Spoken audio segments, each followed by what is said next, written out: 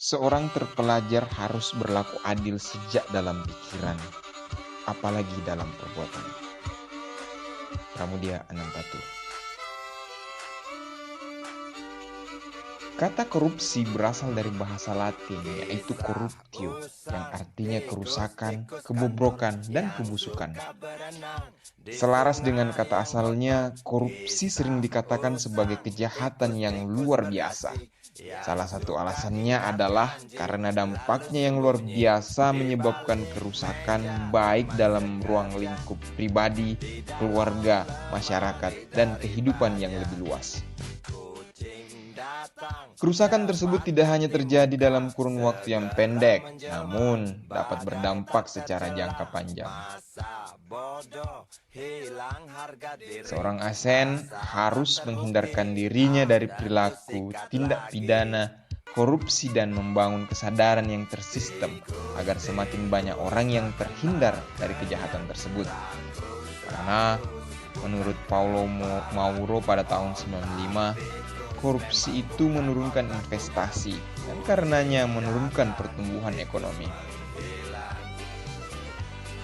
Dan sebagai seorang ASN, kita harus bisa mengidentifikasi nilai dasar anti korupsi, yaitu yang pertama, jujur, peduli, mandiri, disiplin, tanggung jawab, kerja keras, sederhana, berani, dan adil. Sama-sama kita ketahui bahwa Indonesia kaya akan banyaknya sumber daya alam yang dimiliki.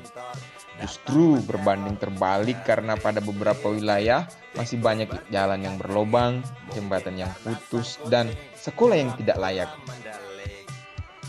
Sementara tingkat kemiskinan Indonesia mencapai 25,14 juta orang atau setara dengan 9,41%, lebih rendah dari tahun sebelumnya. Data tersebut diperoleh dari indonesiabaik.id. Dan Pulau Jawa masih menjadi peringkat pertama dengan jumlah tingkat kemiskinan sampai 13,19%. Sementara jika kita berbicara tentang rumus umum korupsi, yaitu CDMA. Korupsi sama dengan diskresi, monopoli, dan akuntability, yang artinya korupsi dapat terjadi jika monopoli kekuasaan yang dipegang oleh seseorang memiliki kewenangan bertindak atau wewenang yang berlebih. Adapun sifat korupsi yaitu bermotif terselubung, kelihatannya bersifat politik akan tetapi hanya mengejar uang saja. Yang kedua, bermotif ganda. Secara lahiriah hanya bermotif mendapatkan uang, akan tetapi justru memiliki motif politik.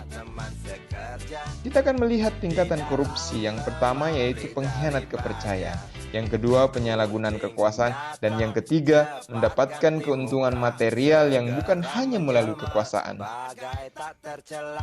Sementara itu ada 4 hal sehingga korupsi itu bisa terjadi. Yang pertama karena perilaku, yang kedua karena niat, yang ketiga karena kelemahan sistem, dan yang keempat karena adanya kesempatan. Memiliki perilaku yang buruk dan niat yang jahat belum tentu dapat terjadinya sebuah korupsi karena sistem yang kuat dan kesempatan tidak ada. Akan tetapi jika sistem yang lemah dan kesempatan yang ada didukung oleh perilaku yang jahat dan niat yang tidak suci, maka sangat besar kemungkinan korupsi itu dapat terjadi dimanapun dan oleh siapapun. Orang yang memiliki perilaku yang baik dan niat yang baik, akan tetapi ketika melihat kelemahan sistem dan kesempatan yang ada, akhirnya dia tergiur untuk melakukan kejahatan tersebut. Korupsi bisa terjadi dimanapun dan menggoda siapapun. Apalagi jika orang-orang tersebut memiliki jabatan atau pemegang kekuasaan. Ini justru akan memudahkan dia untuk melakukan tindak pidana korupsi jika sudah memiliki perilaku yang kurang etis, niat yang jahat, adanya kelemahan sistem, dan kesempatan.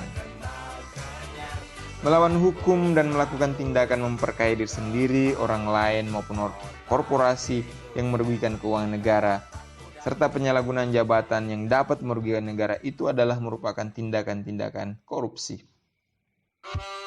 Dan yang terakhir, jenis-jenis korupsi ada 7. Yang pertama terkait dengan keuangan negara, yang kedua suap penyuap, yang ketiga penggelapan dalam jabatan, yang keempat pemerasan, yang kelima perbuatan curang, yang keenam benturan kepentingan dalam pengadaan, dan yang terakhir adalah korupsi terkait gratifikasi. Gratifikasi yang dimaksud di sini adalah gratifikasi dalam arti yang luas, yaitu pemberian barang, diskon, komisi, pinjaman bunga, tiket perjalanan, fasilitas penginapan, pengobatan cuma-cuma, dan fasilitas-fasilitas lainnya. Jadi, jika saya ditanya hukuman yang pas untuk koruptor adalah sanksi sosial dan melakukan pemiskinan kepada pelaku korupsi.